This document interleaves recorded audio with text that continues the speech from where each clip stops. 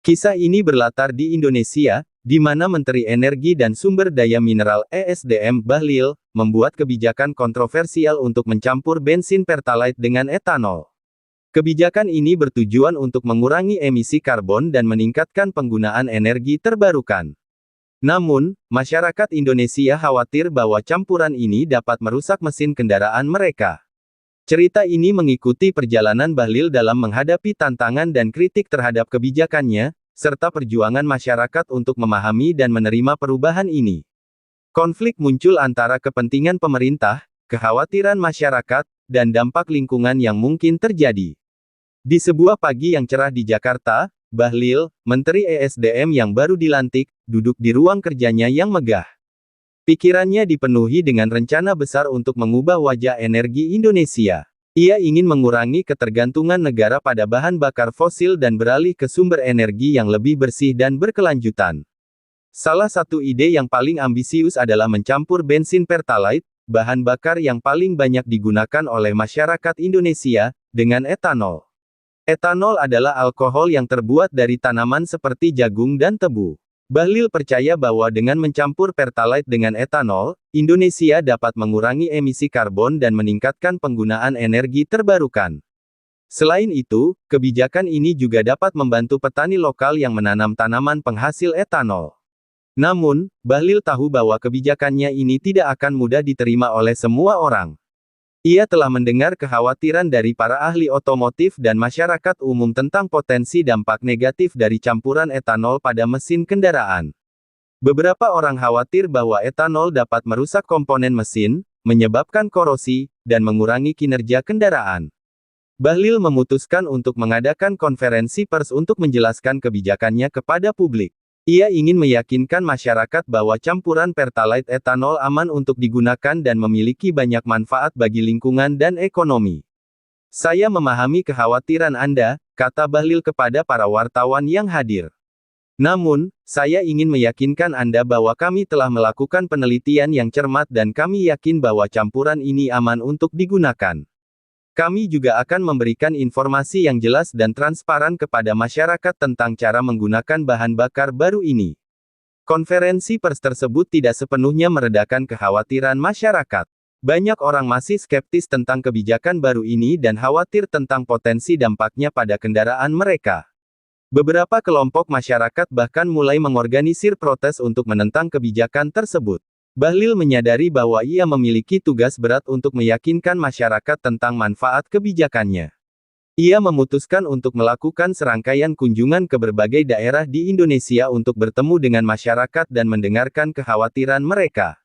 Ia juga berjanji untuk terus melakukan penelitian dan pengujian untuk memastikan bahwa campuran Pertalite etanol aman untuk digunakan. Di sebuah desa kecil di Jawa Tengah, seorang petani bernama Pak Joko sedang memperbaiki sepeda motornya yang sudah tua. Ia adalah salah satu dari jutaan orang Indonesia yang mengandalkan sepeda motor untuk transportasi sehari-hari. Ia menggunakan sepeda motornya untuk pergi ke sawah, mengangkut hasil panen, dan mengantar anak-anaknya ke sekolah. Pak Joko mendengar tentang kebijakan baru pemerintah tentang campuran Pertalite etanol dari radio. Ia merasa khawatir tentang potensi dampak kebijakan ini pada sepeda motornya. Ia takut bahwa etanol dapat merusak mesin sepeda motornya dan membuatnya tidak dapat digunakan lagi.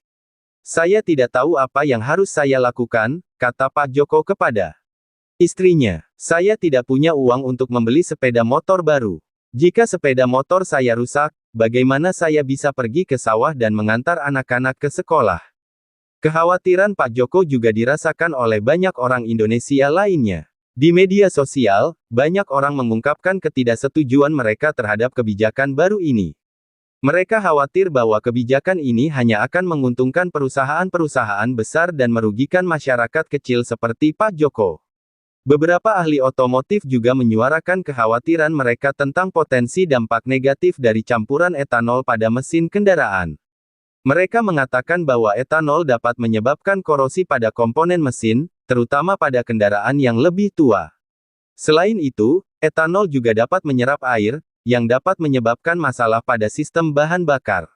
Pemerintah berusaha untuk menenangkan kekhawatiran masyarakat dengan mengatakan bahwa campuran Pertalite etanol aman untuk digunakan dan tidak akan merusak mesin kendaraan. Namun, banyak orang tetap skeptis dan tidak percaya pada jaminan pemerintah. Menanggapi kekhawatiran masyarakat, Bahlil memerintahkan untuk melakukan penelitian dan pengujian yang lebih intensif terhadap campuran Pertalite etanol. Ia ingin memastikan bahwa campuran ini aman untuk digunakan dan tidak akan merusak mesin kendaraan. Pemerintah bekerja sama dengan berbagai universitas dan lembaga penelitian untuk melakukan pengujian terhadap berbagai jenis kendaraan. Pengujian ini meliputi pengujian kinerja mesin, pengujian emisi, dan pengujian ketahanan komponen mesin terhadap korosi. Hasil pengujian menunjukkan bahwa campuran Pertalite etanol aman untuk digunakan pada sebagian besar kendaraan modern. Namun, pengujian juga menunjukkan bahwa campuran ini dapat menyebabkan masalah pada beberapa kendaraan yang lebih tua, terutama yang tidak dirancang untuk menggunakan bahan bakar yang mengandung etanol. Bahlil menyadari bahwa pemerintah perlu memberikan informasi yang jelas dan transparan kepada masyarakat tentang hasil pengujian ini.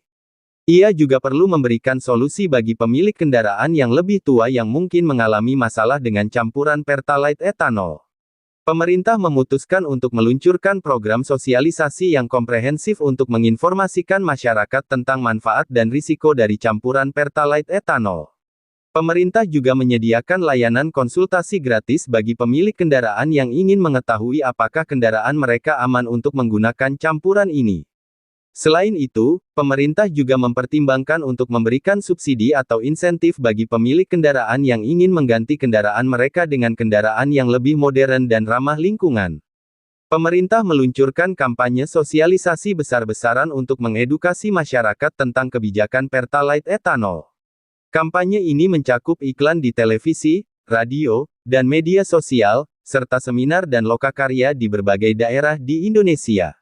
Dalam kampanye ini, pemerintah menekankan manfaat dari campuran Pertalite etanol, seperti pengurangan emisi karbon, peningkatan penggunaan energi terbarukan, dan dukungan bagi petani lokal. Pemerintah juga memberikan informasi tentang cara menggunakan bahan bakar baru ini dengan aman dan efektif. Namun, kampanye sosialisasi ini tidak sepenuhnya berhasil meyakinkan masyarakat. Banyak orang masih skeptis tentang kebijakan ini dan khawatir tentang potensi dampaknya pada kendaraan mereka. Beberapa kelompok masyarakat bahkan terus melakukan protes untuk menentang kebijakan tersebut. Bahlil menyadari bahwa pemerintah perlu melakukan pendekatan yang lebih personal dan mendengarkan kekhawatiran masyarakat dengan lebih seksama. Ia memutuskan untuk melakukan serangkaian kunjungan ke berbagai daerah di Indonesia untuk bertemu dengan masyarakat dan berdialog langsung dengan mereka. Dalam kunjungan-kunjungannya, Bahlil berusaha untuk menjelaskan manfaat dari kebijakan Pertalite etanol dengan bahasa yang sederhana dan mudah dipahami.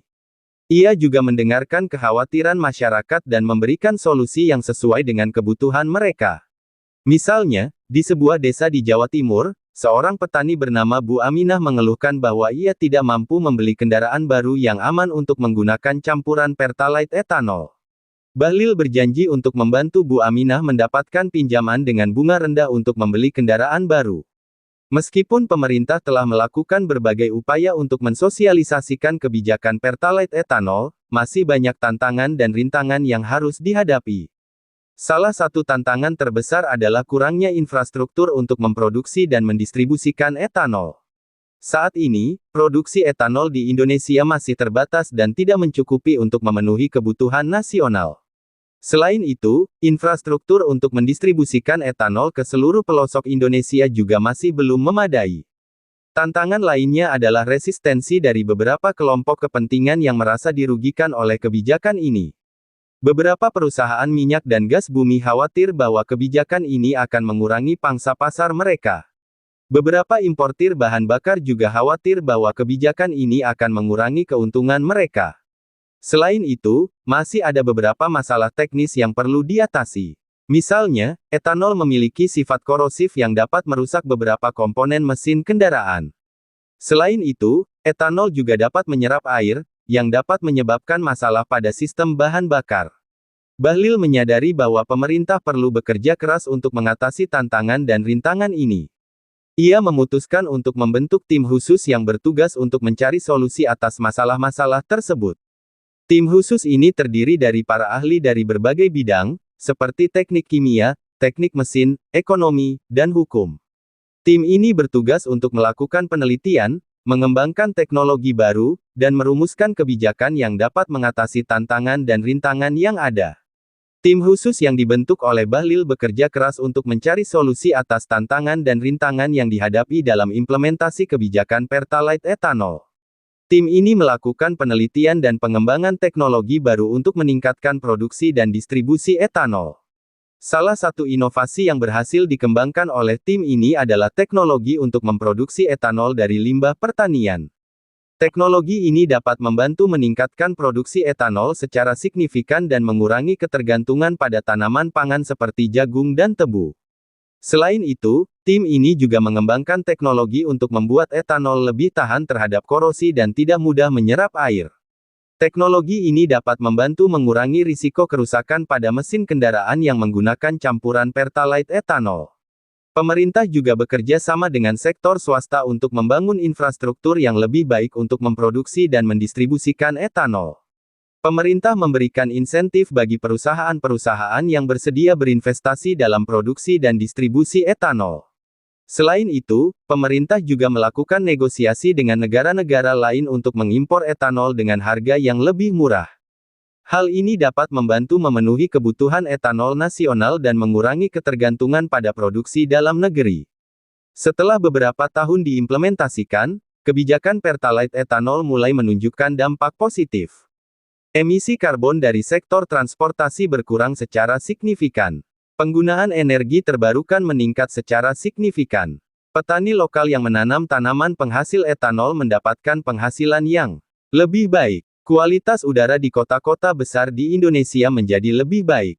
Masyarakat Indonesia mulai merasakan manfaat dari kebijakan ini. Mereka menyadari bahwa kebijakan ini tidak hanya baik untuk lingkungan, tetapi juga baik untuk ekonomi dan kesehatan mereka. Bahlil merasa bangga dengan keberhasilan kebijakan Pertalite etanol. Ia merasa bahwa ia telah berhasil mewujudkan visinya untuk mengubah wajah energi Indonesia. Ia berterima kasih kepada semua pihak yang telah mendukung kebijakan ini, termasuk para ahli, masyarakat, dan sektor swasta. Namun, Bahlil menyadari bahwa masih banyak pekerjaan yang harus dilakukan. Ia bertekad untuk terus mengembangkan energi terbarukan di Indonesia dan mengurangi ketergantungan pada bahan bakar fosil. Ia ingin menjadikan Indonesia sebagai negara yang mandiri energi dan ramah lingkungan. Di sebuah konferensi internasional tentang energi terbarukan, Bahlil berdiri di depan para pemimpin dunia dan menyampaikan pidato yang menginspirasi. Ia menceritakan tentang keberhasilan Indonesia dalam mengimplementasikan kebijakan Pertalite etanol dan mengurangi emisi karbon. Ia mengajak negara-negara lain untuk mengikuti jejak Indonesia dan berinvestasi dalam energi terbarukan. Ia mengatakan bahwa energi terbarukan adalah masa depan energi dunia. Ia percaya bahwa dengan bekerja sama, kita dapat menciptakan dunia yang lebih bersih, lebih sehat, dan lebih berkelanjutan.